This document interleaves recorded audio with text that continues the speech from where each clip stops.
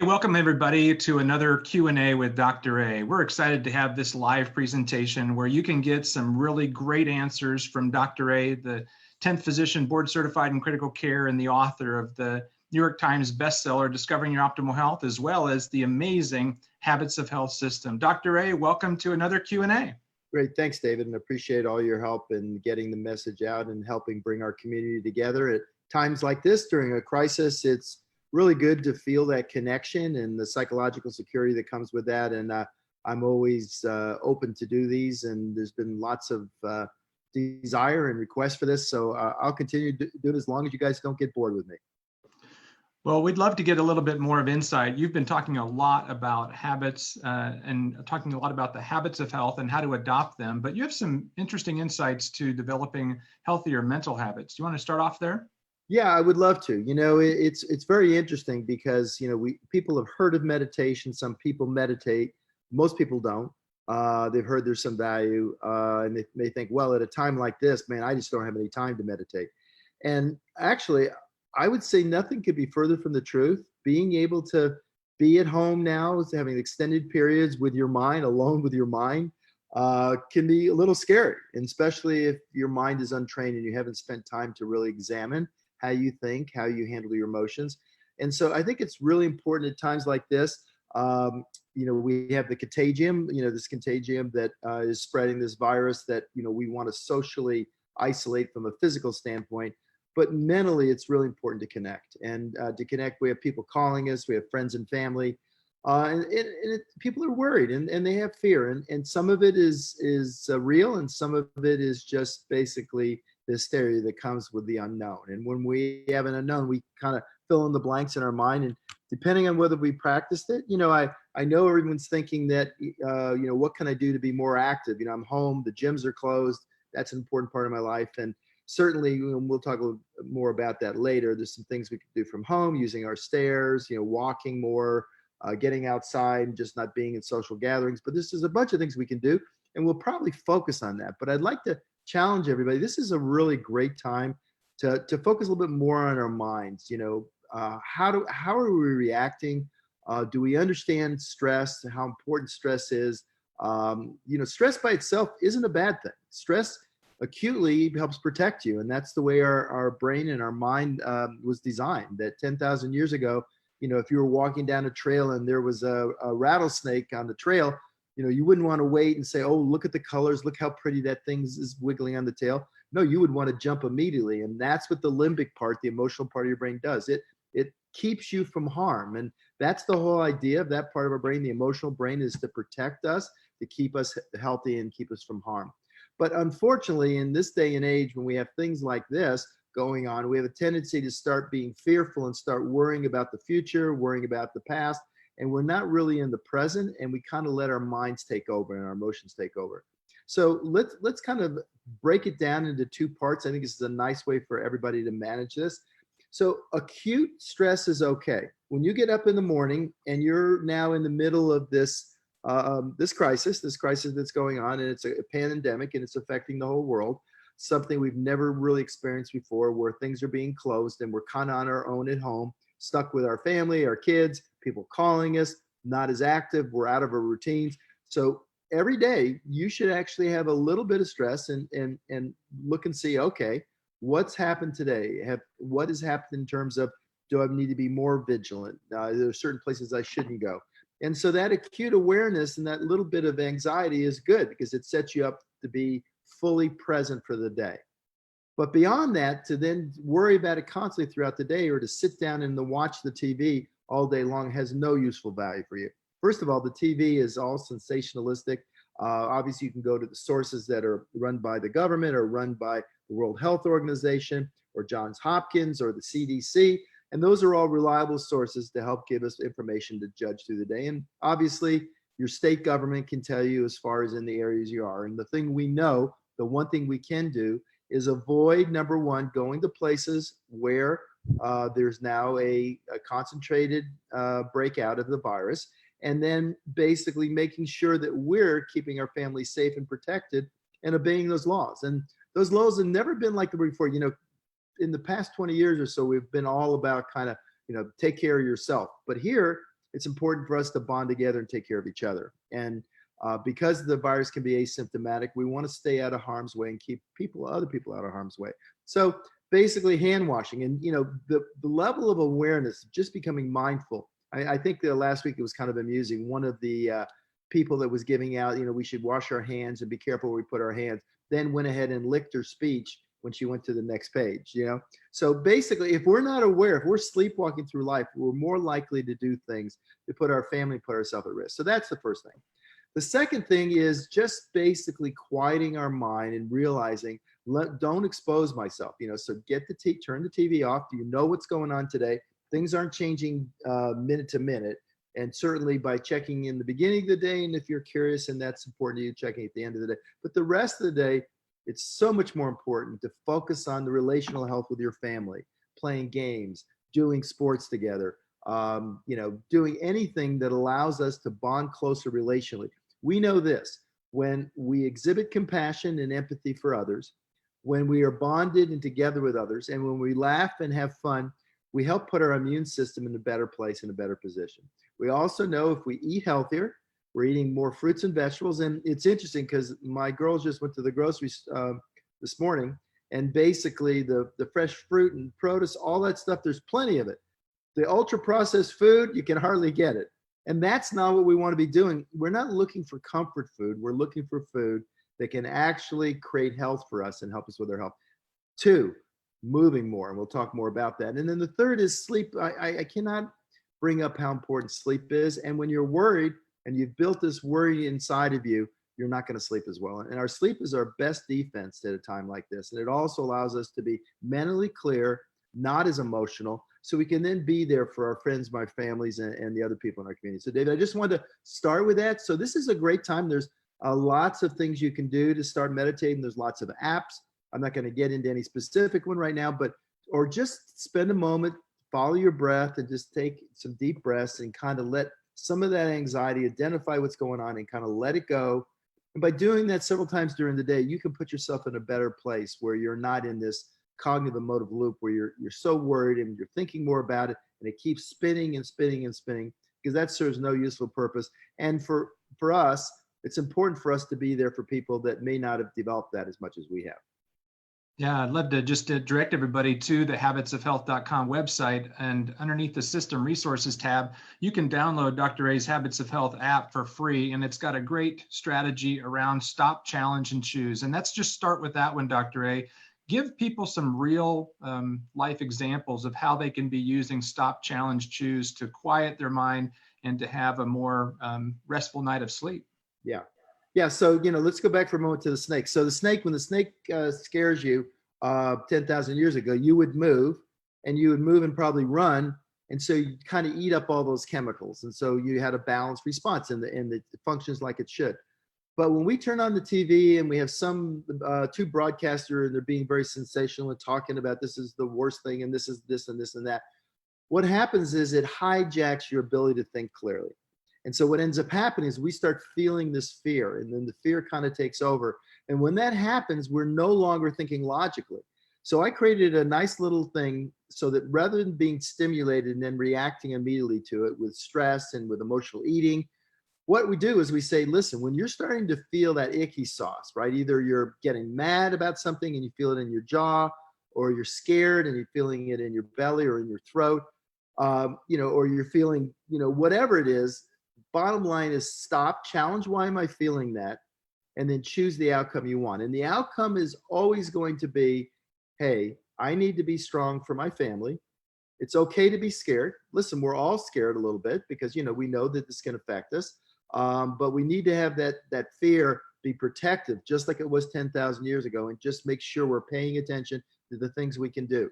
Again, avoiding social gatherings, same time washing our hands, making sure if we're keeping our hands away from our eyes so we don't get infected in case we are exposed, and just doing those simple things and being aware of those all day long. Those are the things that are important for awareness. But beyond that, when you sense a little bit of fear or anger, you know what? Feel that feeling directly, let it go through you, and then choose the outcome that moves you forward. So, if it's really basically, it's almost like we have this biological contagion, but we also have this psychological contagion, which is fear. And the fear is moving and creating illogical thought processes. So stop, challenge, and choose. The other thing you can use stop, challenge, and choose for is that if you're starting to feel a little stressed out, identify that feeling. Stop. What am I feeling? Why am I feeling that? And then choose to do something healthy. So rather than going to the refrigerator and grabbing a hot fudge sun or a freezer hot fudge sundae, instead, hey, let me go in and organize my stuff. My closet's been a mess. It's been such a junk. Let me go in there and organize it. So keep busy doing things that keep your mind off, and stop doing things and getting into those emotional things. So stop, challenge, and choose, like you showed, David. Everybody can get it. They can use it every day. I've had so many people that say, it's been so helpful for them, because basically you just simply stop, you push it, stop, you write down why you were feeling the way you were, boom, then you write that, and then you challenge yourself. Why was I feeling? What can I do differently?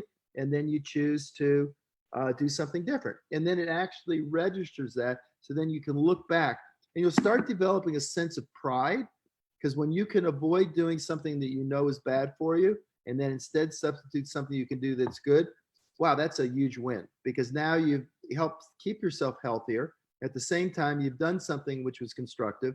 And both those reinforce self-efficacy to keep you strong at times like this, David. Great. We have another question. Terry was just asking the question about how to go about eating in times like right now. You mentioned fruits and vegetables, but maybe talk a little bit more about the balance of nutrition and maybe the physical aspects and the mental aspects of eating healthy. Yeah. So first of all, I'm going to bring in sleep right away, because people don't connect the two. But if you don't sleep well, if you're not spending enough time sleeping well, we have a much higher tendency to want to eat fatty foods, sugary foods, drink too much coffee or stimulants. And so because our brain is missing that re-energization that occurs when our serotonin level is replenished at night when we get a great night's sleep, and our endorphins and all the other pieces, the neurochemicals that are important for us to maintain this sense of well-being. So sleep starts with sleep. Second is, when you're worried, you're going to have a tendency to want to do comfort foods. And I get that. And what's important is to recognize that most comfort foods, such as ultra processed foods, whether it's chips or sugary drinks or ice cream, all those things are full of things that are going to do the wrong things for you. They're going to make you more hungry, going to make you crave more. And they're really going to affect in a negative way how you think. They're going to make your thought process dull, and change all the neurochemicals in your brain, so you're not going to feel as well. The third thing is, if we're hungry, and sometimes when we're a little fearful, obviously stop, challenge, and choose. And then when we eat crunchy volume things, it helps us fill our stomach. So for instance, you can have, if you looked at, it would take the amount of calories in 3.5 pounds of broccoli versus one Snicker bar. Okay, so think about that. You could have 3.5 pounds of broccoli, which you obviously can't eat at one sitting. You can eat some of that all week long and fill you up more than that one Snicker bar would. The second part is, when you're eating healthy, broccoli is a great example of an extreme antioxidant substance that goes in there. And when you're worried, we have a tendency to release stress hormones, and it just helps suck those things and actually protects you. So that's the second thing. And then the third thing is that sense of just fullness, because we're having things that are what we call energy sparse and nutrient dense. So anything in the habit cell system, I have a whole section that goes over how to pick those things. But just in general, staying away from ultra processed food and adding things that are full of fiber and water, like everything from vegetables to fruits. Other things are soups. Not broth-based soups, not creamy soups, not ones that are full of fat, but basically brothy soups that have lots of water. These are all great choices that fill you up and yet don't add that many calories.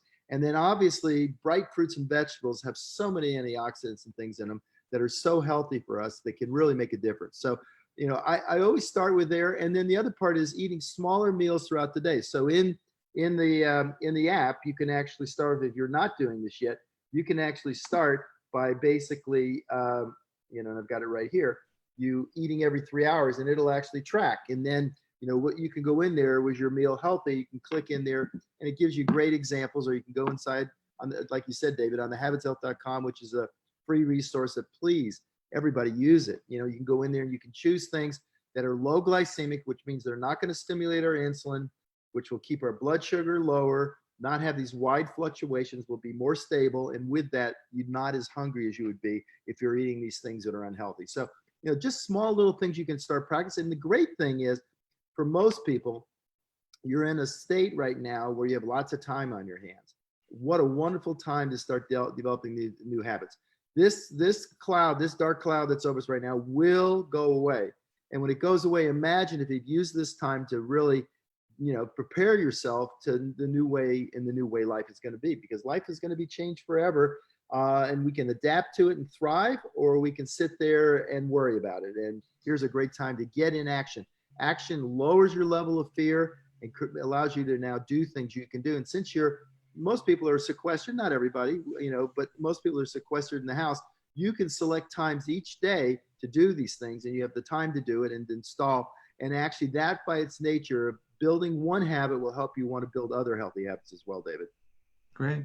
Another question about movement and exercise. Because of all the fitness centers and gyms being closed down, people being thrown out of their routine. What are some things that you can share with individuals that they can move their body at home and actually be burning more calories, and also the mental benefits of exercise or motion?